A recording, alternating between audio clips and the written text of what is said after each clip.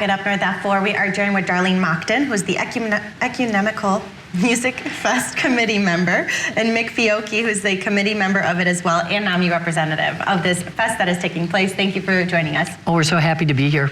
Of course, Darlene, this is pretty big, so maybe a little bit behind the fest in general. What is it and what happens at the fest? Okay, so 4 years ago, I had this idea that we ought to have a music festival based on religious music, but I didn't want it to be exclusive to any one church. So we gathered together anybody who was interested and not necessarily affiliated with the church, and we did a concert, outdoor concert, at the Riverwalk band shell. And at that time, it was just, the idea was to get people together on a beautiful afternoon and listen to some really good local talent. And we decided at that point we were going to divide any funds we raised between Food Pantry and our youth group at Emmanuel. Well, like many great things, it grew. So it went from that to an indoor fest, which is easier to manage in all respects. You're not weather, dependent. And this year, we have 10 acts. We have a very extensive bake sale. We have a chili and cornbread supper that follows with dessert. And we are hoping this year, with matching funds that we're getting from GBU, that they are matching our funds raised to up to $4,500. So I have set a personal goal as one of the committee members, and they all think I'm crazy, of raising $10,000 this year.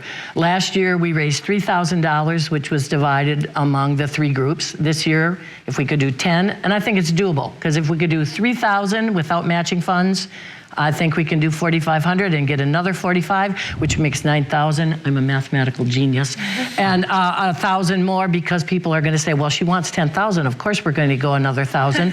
And they also, GBU Life also gave us $1,000 startup money this year. So that's an additional 1,000. So I think the math, it works really well. And the beauty of it is it's so pleasant. It's a beautiful venue. We're at Nativity Church in Rhinelander. It starts at 2 o'clock on Sunday.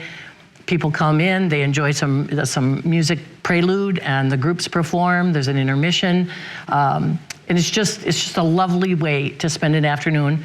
And there is no Packer game, so fear not. There's nothing we have to compete with that is more important than this music, which will benefit these awesome nonprofits. That's right, they play on Monday.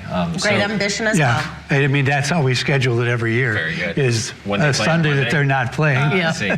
So Mick, how do you come into this? Well, NAMI Northern Lakes has been one of the recipients each of the last 3 years, and I was invited to be on the committee in that first year, and I've stayed on. It is one of the best committees. I've been involved with nonprofits for a long time in this town. It's one of the best committees I've ever been on.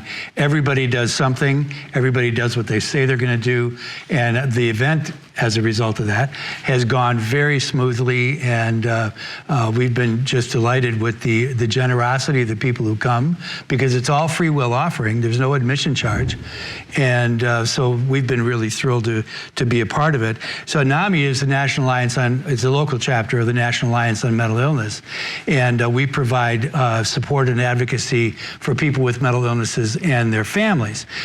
So in that role, we provide peer support 3 times a week, twice in Rhinelander and once in Wabeno. Peer supporters for people with mental illnesses to talk together and try to work towards their betterment in their lives. And then family support is for the family members who are helping mentally ill family members, and we have 2 meetings a month, one in Woodruff and one in Rhinelander for that group. And then the Tri-County Council on Domestic Violence and Sexual Assault has also been one of the recipients for all 3 years, and they promote nonviolence and provide a safe environment for people, men and women, who are in crisis. They provide advocacy and education with the aim of ending the cycles of violence that all too often affect our families. Okay, well, we're pretty much out of time, so I do want to just one last time from Darlene ask you when, where, and any more details. 2 o'clock Sunday at Nativity. But quickly, I have to say ACES, which is Area Churches for Emergency Support for people who fall through the cracks of other agencies that offer help in times of crisis. They're the 3rd recipient.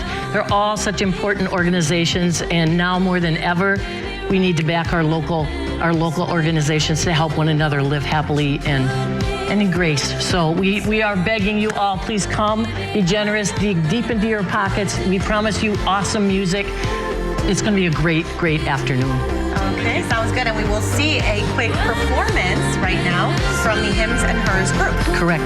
Right after this